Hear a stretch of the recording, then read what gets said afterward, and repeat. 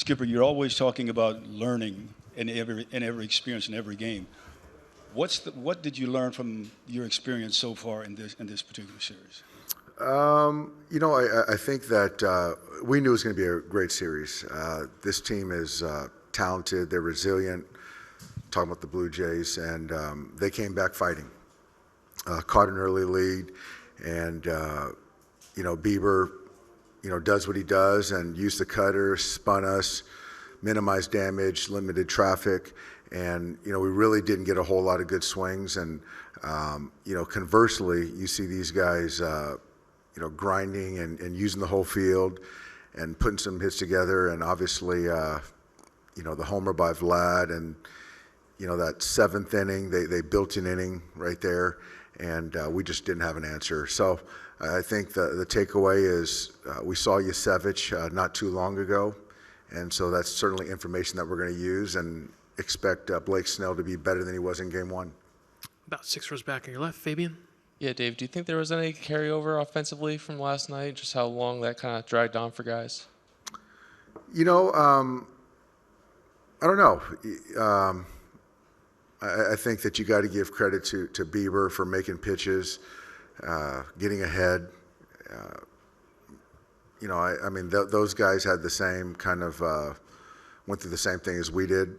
I felt like we were prepared tonight.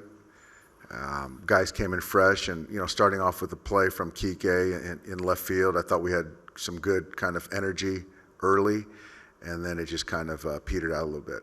I know I asked this the other night, but do you feel like offensively as a whole this postseason you've been able to find a good enough rhythm, or do you think there's still more that you guys haven't been able to tap into there? We haven't found our rhythm. We haven't.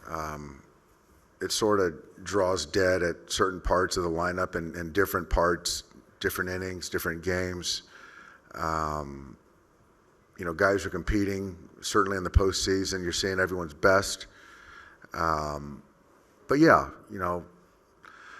my hope is we regroup tomorrow, gather the information that we had from Yusevich, and keep him in the hitting zone and understand what that split does, which is certainly helpful. And when we get the fastball, really get on it. 1 row closer, Dylan. Dave, between the game last night, the 9 times getting on base, the heat today, I mean, how much do you think all that had an effect on Ohtani physically? I don't know. Mark asked him in the 6th inning how much more he had. He said he had 3 more innings. So he's very, self-aware of his body. I thought the 6th inning was one of his best innings. And where he was at, the way the ball was coming out, I felt good. And just kind of happened right there where, Varsho gets a base hit. And then Clement hits a ball in the gap, and it just kind of happened right there where I just felt we needed to find a way to get a punch out, and trying to get Banda on three lefties. Obviously, they hit France right there at the top for Lucas, but yeah, he gave us a good effort. He really did. Far back on your right, Bill. Dave, you've talked off and on over the past couple of weeks about deciding, do you change the lineup, do you not change the lineup? As you balance patience versus now only 2 or 3 games left in your season no matter what, do you think it's time to maybe act on some of that? I think so. I'm going to think long and hard, and it might look a little bit different tomorrow. 3rd row in the middle, Barry. Hey, Doc, when we get used to, like, the last 2 games Ohtani played here, where he was spectacular, is it kind of weird when he has a sort of a mortal night like tonight? He's good, but he's not outstanding the way he was the last couple of times.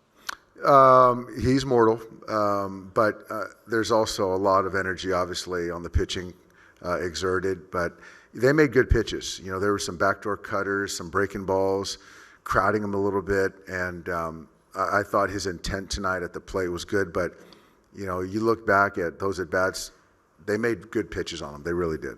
Do you think it's unfair to put that much pressure on him to expect him to do those extraordinary things every night? I don't. I know he doesn't see it as pressure. I would say that's what he expects from himself.